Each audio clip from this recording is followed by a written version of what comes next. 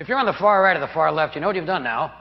You've gone too far. 25% approval rating for Republicans in Congress and 37% for Democrats in Congress. Only 18% of Americans approve of the way these clowns are doing their job.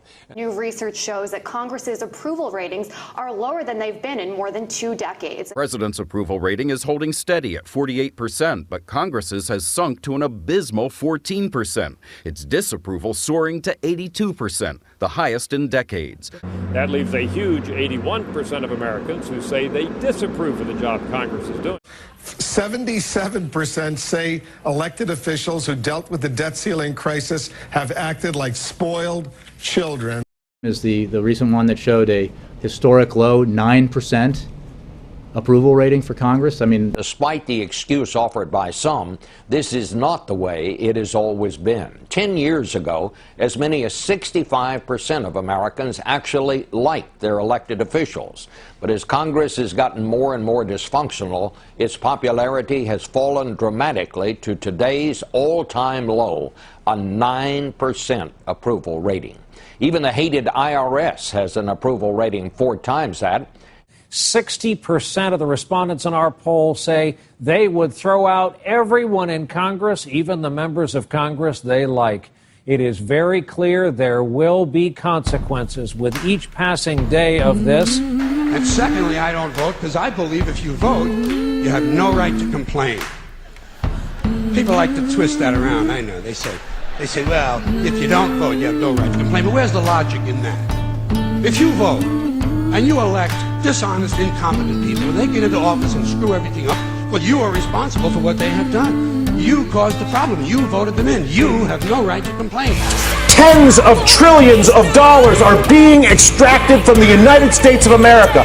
Democrats aren't doing it. Republicans are not doing it. An entire integrated system, financial system, trading system, taxing system that was created by both parties over a period of 2 decades is at work on our entire country right now. That Congress has given its members the right to use inside information not available to the public to buy and sell stocks and bonds.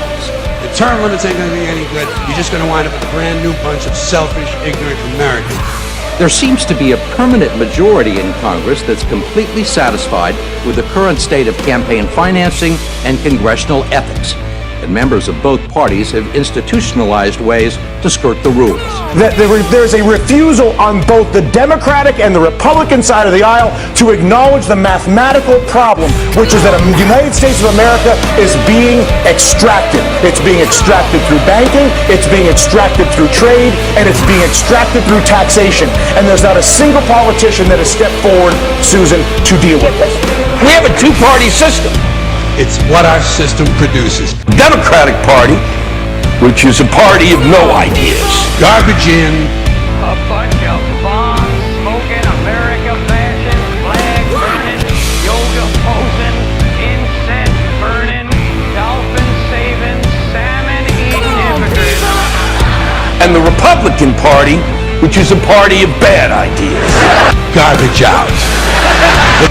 There's your right-wing crew, a bunch of money-grubbing, greenhouse-gassing, people-clubbing, oil-drilling, Bible-thumping, missile-firing, right-to-license, lethal-injecting hypocrites.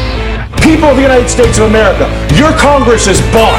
Your Congress is incapable of making legislation on healthcare, banking, trade, or taxes because if they do it, they will lose their political funding and they won't do it. The Congress has created this domain that allows them to decide whether something is ethical or whether something is good.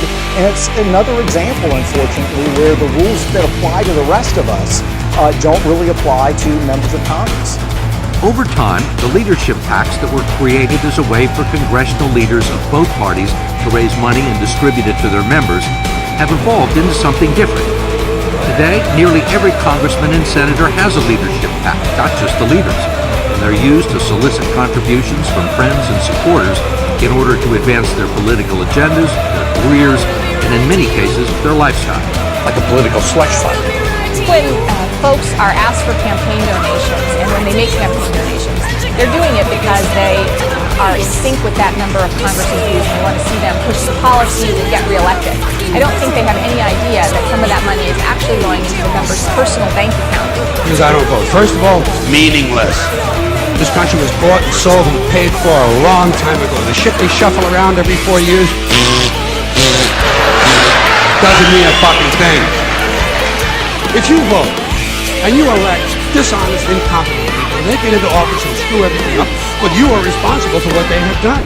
You caused the problem. You voted them in. You have no right to complain. I, on the other hand, who did not vote, who in fact did not even leave the House on Election Day, am in no way responsible for what these people have done and have every right to complain as loud as I want about the mess you created that I had nothing to do with.